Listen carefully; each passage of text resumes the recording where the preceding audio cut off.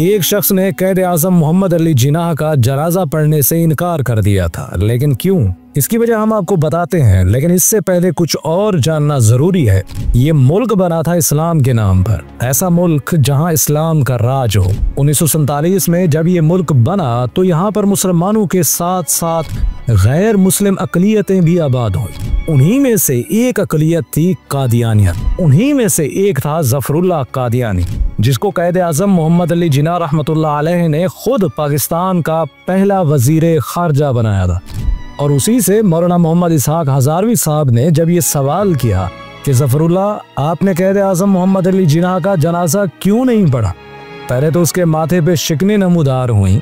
जब दोबारा पूछा गया तो उसने तेवरी चढ़ाते हुए कहा, मेरी नज़र में वो काफिर थे, इसलिए मैंने ये जनाजा नहीं पढ़ा। आप मुझे काफिर हुकूमत का मुसलमान मुलाजिम समझें या मुसलमान हुकूमत का काफिर मुलाजिम समझें। कादियानी ये सब कुछ मुसलमानों का चोरी करते हैं और मुसलमानों को ही धोखा देते हैं।